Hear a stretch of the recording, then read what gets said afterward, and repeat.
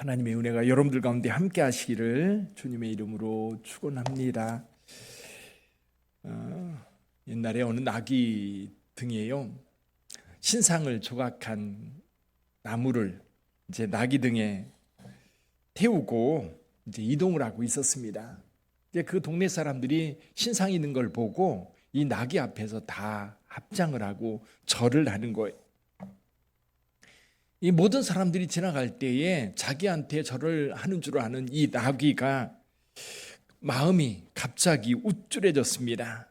모두들 나를 이렇게 존경하여 절을 하고 있는데 나는 여지껏 내가 무엇을 하고 있었던가, 내 존재를 몰랐었구나, 그러면서 교만하게 행동하기 시작했습니다. 그러면서 이제 자기 멋대로 가는 거예요.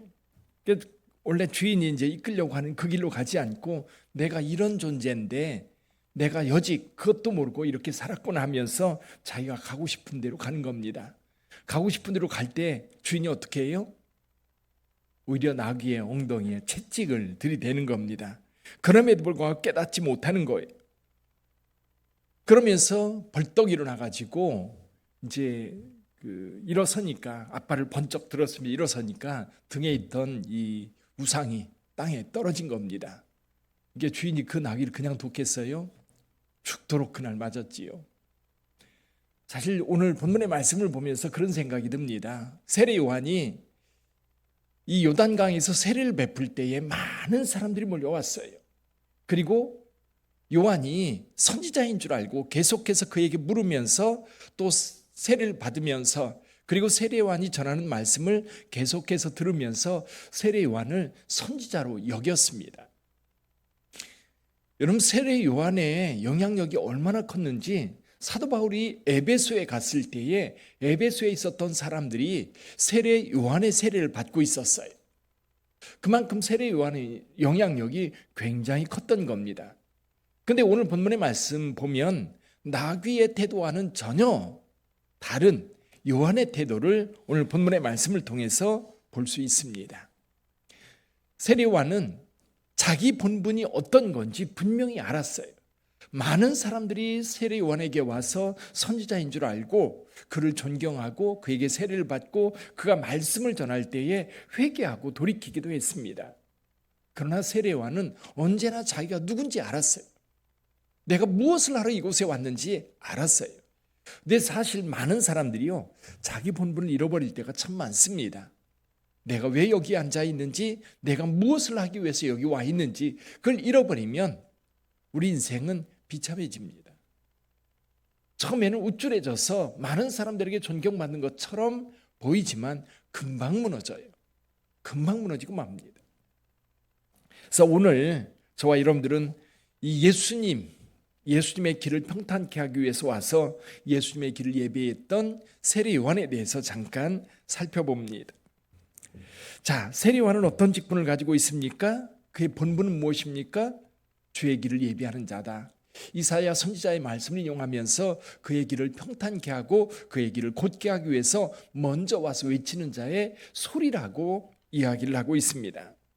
많은 사람들이 그를 선지자로 여길 때에 세례 요한은 자기는 아니라고 말합니다. 나는 아니다. 내 뒤에 오시는 한 분이 있는데 나는 그분의 신발끈 매기도 감당치 못할 그런 자다. 그러면서 자기 자신에 대해서 언제나 그렇게 얘기를 했던 겁니다. 더군다나 당신 누구요? 라고 물을 때에 나는 그리스도가 아니다. 오늘 여기 28절에서 이렇게 말합니다.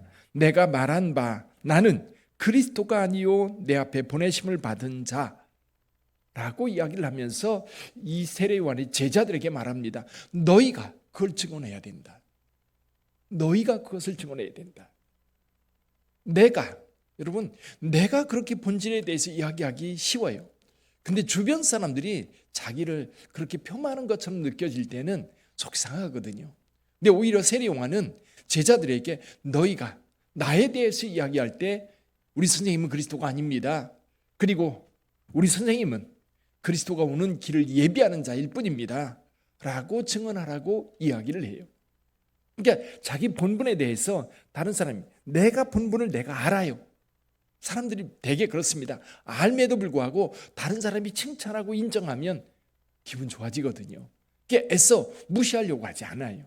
그 사람들이 나를 인정하고 칭찬할 때에 아니라고 부정하지 않으면서 은근히 그걸 즐겨하는 경우도 의외로 많거든요.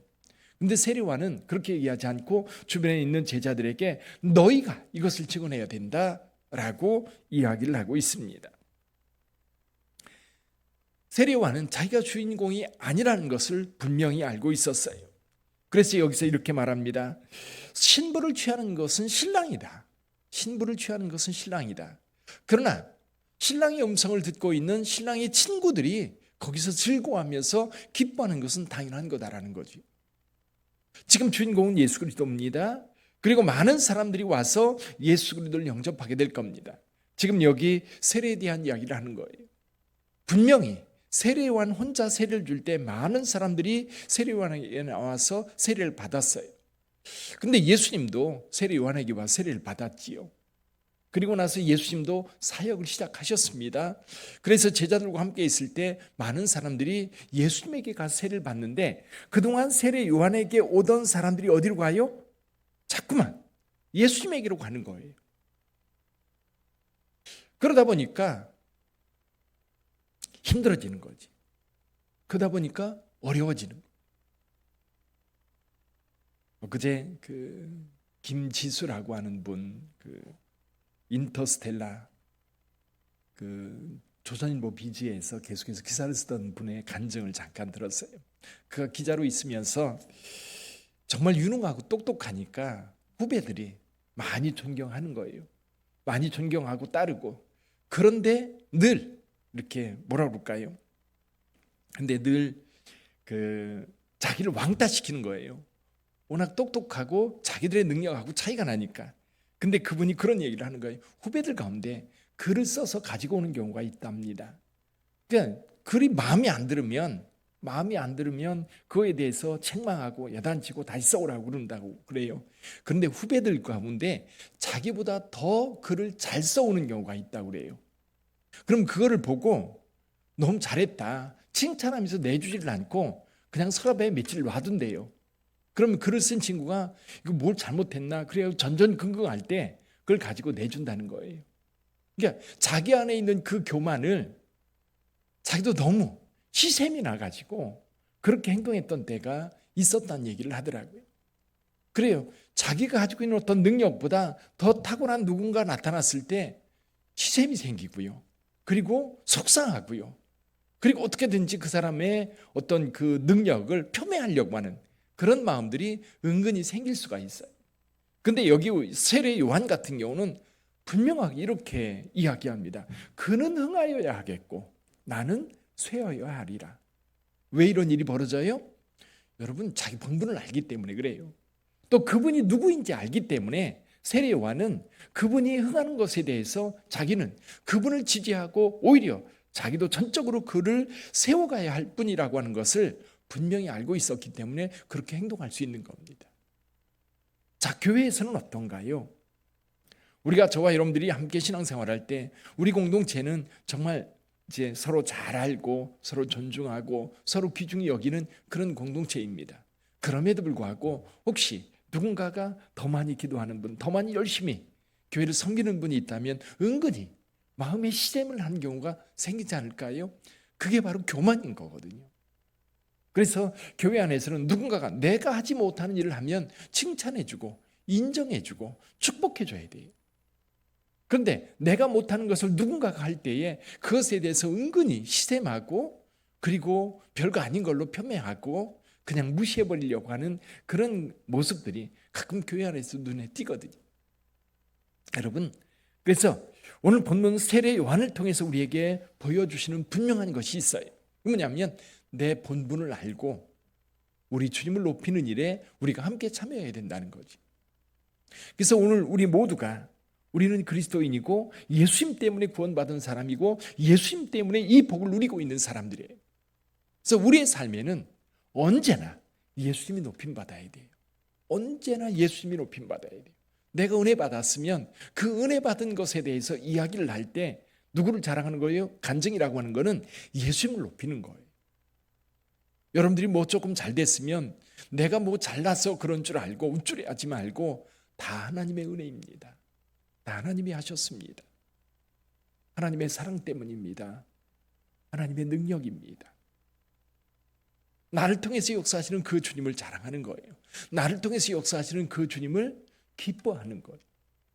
그래서 저와 여러분들을 통해서는 예수께서 높임받고 예수께서 영광을 받으셔야 되는 거지. 그걸 잊지 마시기를 바랍니다. 근데요, 예수만 영광 받는 게 아니에요. 우리 주변에 있는 사람들 함께 일하다 보면 우리 집사님 때문이야, 우리 권사님 때문에, 우리 구역장님 때문에 우리 구역이 부흥하고 있어. 우리 권사님 최고, 우리 권사님 짱. 그러면서 인정해 주는 거예요. 축복해 주는 거예요. 또 구역장님은 우리 집사님 때문에, 집사님이 늘 이렇게 참여하니까 내가 힘이 나.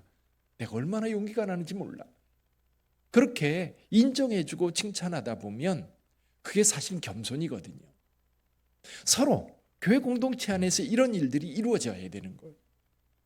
그럼 식당에서 식사를 하면서 오늘 반찬이 너무 맛있어요 한마디 하면 일하는 분들의 피로가요 다 풀어져.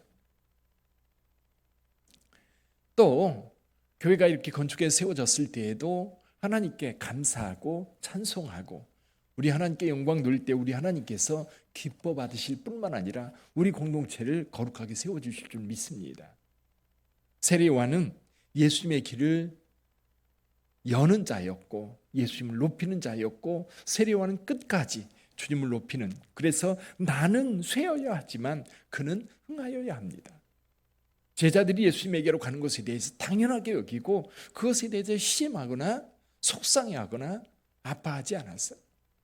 그 모습을 오늘 다시 보면서 우리도 주님 앞에 겸손하게 주의 일을 행하는 우리 빛된 성도들 다 되기를 주님의 이름으로 축원합니다. 자, 오늘 우리가 함께 기도할 때 우리가 먼저 기도할 것이 뭐냐면 은혜예요. 은혜. 은혜가 앞서면 겸손해집니다. 주님께서 내게 은혜 주셨기 때문에 내가 하나님의 자녀가 되었고 주님께서 나를 사랑하셔서 그 은혜 가운데 두셨기 때문에 내가 구원받은 자로 내가 이 복을 누리며 살고 있다고 하는 그 마음이 있을 때 우리 하나님께서 우리에게 복을 주시는 줄 믿습니다. 그래서 오늘 이 시간에 이렇게 기도하십시다. 하나님 은혜 내게 베풀어 주시는 것 감사합니다. 오늘도 겸손하게 내 본분을 분명하게 알고 우리 주님을 높이는 삶을 살게 해 주옵소서. 그리고 우리 주변에 있는 믿음의 형제자매들을 더 사랑하고 더 높이고 그들을 존귀 여기는 그런 공동체의 삶이 되게 해달라고, 우리 빛된 공동체가 되게 해달라고 우리 다 같이 한 음성으로 우리 하나님 앞에 기도합니다.